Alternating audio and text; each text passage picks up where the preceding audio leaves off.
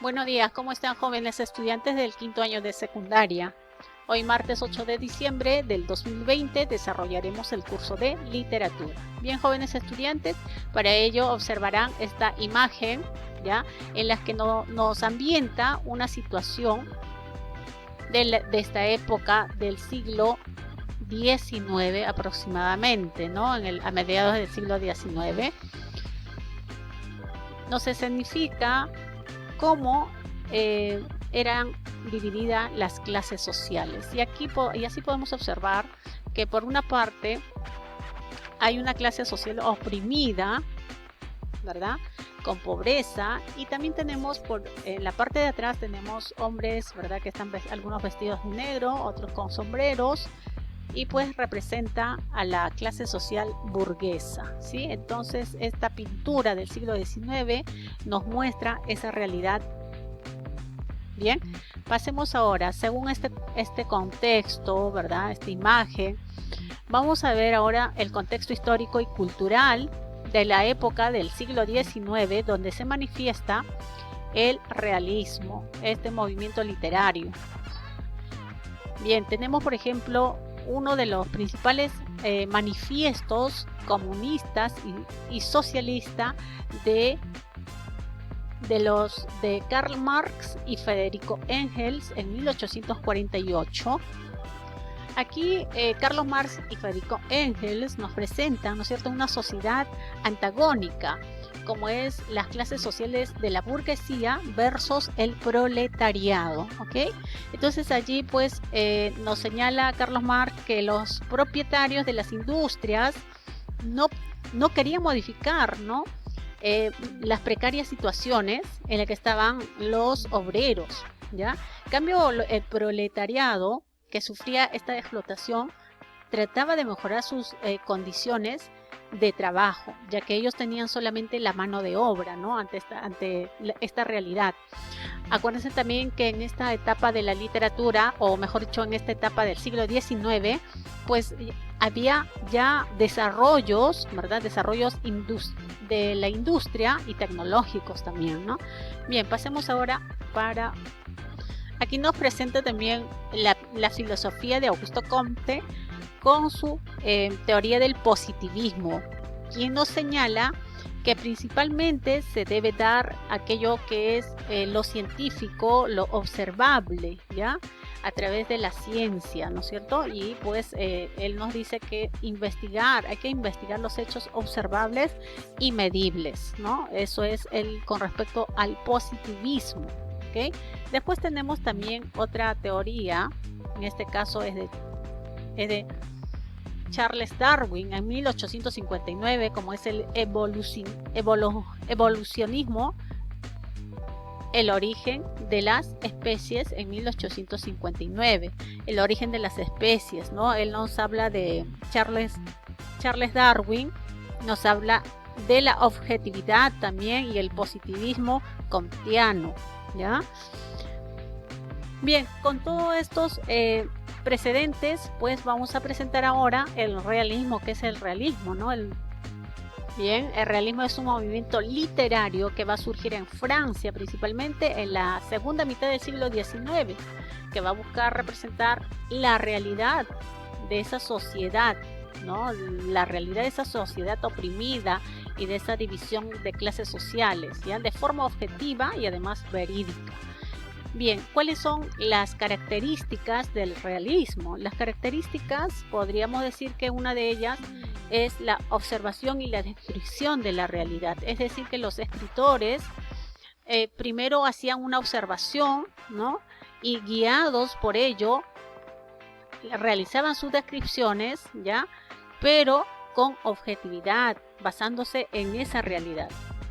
Tenemos también que predominó la razón sobre los sentimientos, ya que habían dejado o contrapuesto, ¿no es cierto?, aquello que era el movimiento literario del romanticismo, que se preocupaba por el idealismo, por el sentimiento o por las individualidades, ¿no? Entonces, por ello, pues en esta etapa de la literatura, principalmente se van a abocar a observar la realidad, la situación, ¿no? Por eso va a predominar la razón. Además, tenemos otra característica, como es mayor presencia del narrador en tercera persona. Y esta tercera persona será un narrador omnisciente, ¿no?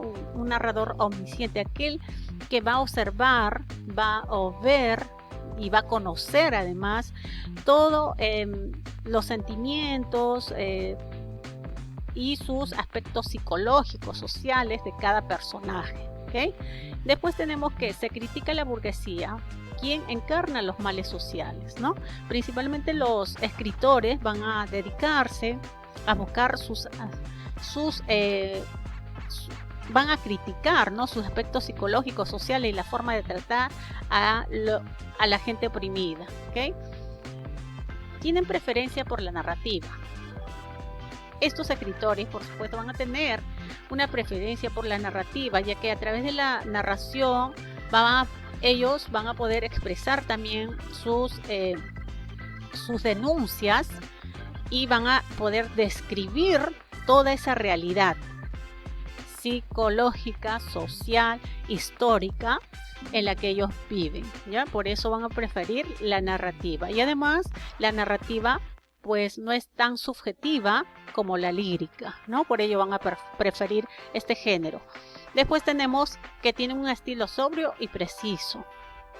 Claro, van a tener un lenguaje sencillo, adaptable para cada realidad, ¿ya? Eso es un estilo sobrio y preciso. Bien, chicos, pasemos ahora entonces a hablar sobre...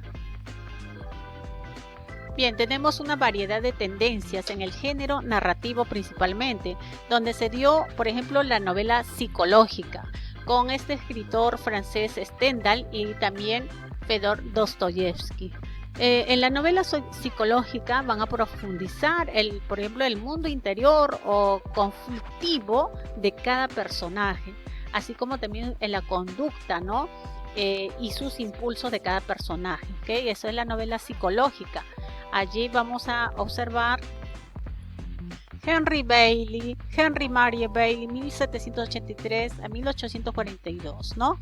El mismo Stendhal, llamado también como Stendhal, conocido como Stendhal, con su obra Rojo y Negro en 1830, una novela en la que nos presenta a un personaje como es Julián Sorel, que va a ser el protagonista de esta novela, quien nos presenta una novela psicológica e histórica además, ¿ya? Porque Julián Sorel se va a ver embuido en unas situaciones complicadas que al final pues va a salir muy mal de ello, ¿no? Entonces, Rojo y Negro, por ejemplo, ¿no? Es debido a que tienen, por ejemplo, en negro es porque tienen intereses clericales, ¿ya?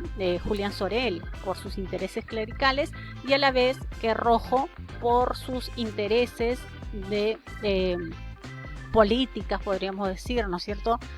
Referentes a Napoleón Bonaparte.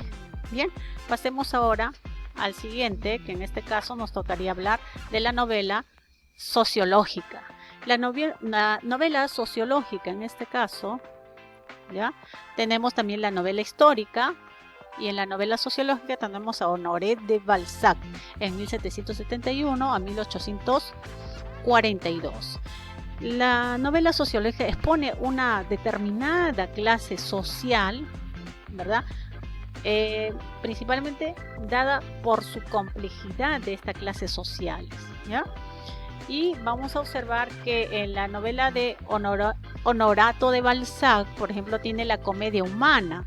Dentro de esta comedia humana va a haber, por supuesto, un sinfín de novelas, como son aproximadamente unas 80 novelas dentro de ella. Ya es una de sus mayores obras de Honorato de Balzac. Y allí tenemos a Eugénie de Grandet en 1834 y Papa Goriot en 1835, ¿no? Tenemos también por aquí la novela histórica. La novela histórica principalmente dada por León Tolstoy en 1828 a 1930. León Tolstoy, que es ruso, ¿ya?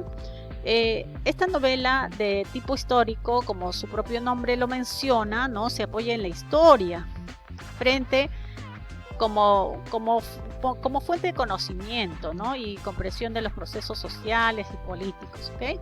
Y así, por ejemplo, podemos observar que dentro de la novela de León Tolstoy está La guerra y la paz, Ana Karen. Bien, aquí tenemos, por ejemplo, a Fedor Dostoyevsky, uno de los personajes importantes de la literatura realista, ¿ok? De la novela psicológica, como les había mencionado, ¿no?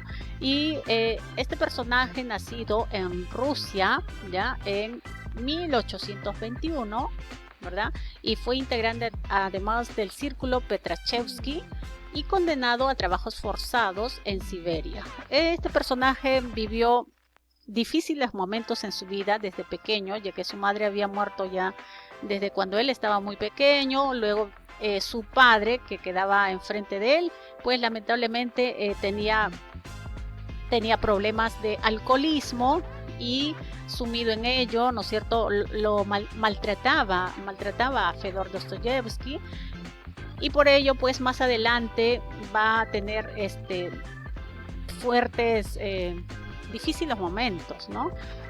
Y además a su padre lo van a matar, ¿no? Y eso lo va también, va a tener una situación complicada psicológicamente. Posteriormente va a entrar a la cárcel porque ha estado metido dentro de unos círculos, ya, de movimientos vamos a decirlo, socialistas, comunistas, ¿no? Y por ello es condenado por 4 años, ¿ya?, de trabajos forzados en Siberia. Bien, ahora podemos hablar algo más de Fedor Dostoyevsky, por supuesto que sí, acerca de sus obras más importantes, como son Los humillados y ofendidos en 1861, El jugador, Los hermanos Karamazov.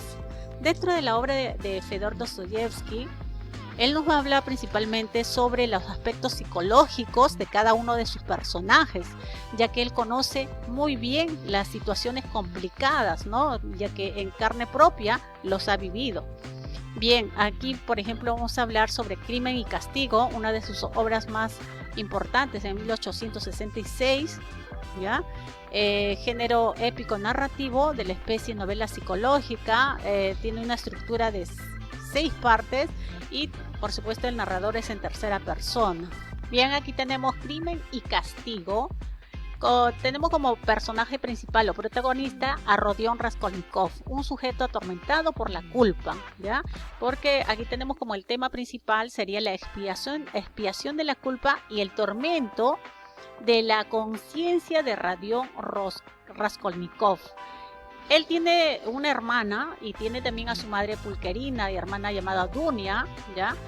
Dunia, que es el soporte económico, Raskolnikov, que es un joven, ¿ya?, que ha empezado sus estudios superiores, ¿no es cierto?, pero que no tenía suficiente dinero, economía para poder solventarlas, y pues él vivía alquilado, y allí conoce a Aliona Ivanovna, una vieja usurera, a quien él va a eliminarla matándola, ¿no es cierto?, de un hachazo, y pues de este modo se va a crear como un superhombre. Él mismo se va a crear como un superhombre, convencido de que ha hecho un bien, ¿no es cierto?, a la sociedad, ya que esta señora Aliona Ivanovna era una mujer que le sacaba dinero excesivamente a los demás, haciéndose ella millonaria, ¿no? Entonces tenemos aquí también a otros personajes que son importantes, como por ejemplo Sonia, que va a ser la amada, ¿ya? Ella se va a enamorar de Rodion Raskolnikov, ¿no?, perdidamente, y pues él va a confesarle a esta muchacha, ya que va a ser ella una prostituta, pero no porque ella quiere, sino más bien porque es obligada por su madre, ¿no?, y su padre, que era un alcohólico. Ella representa en este caso la divinidad. Por otro lado tenemos a Porfirio Petrovich, quien es el juez instructor, quien va a buscar y va a ser el perseguidor de Rodion Raskolnikov, ¿no? Y hasta lo último, pues él va a investigar, va a llegar a la conclusión de que Rodion Raskolnikov es el asesino de Aliona. Bien, chicos, los invito a leer, por supuesto, y desarrollar la actividad.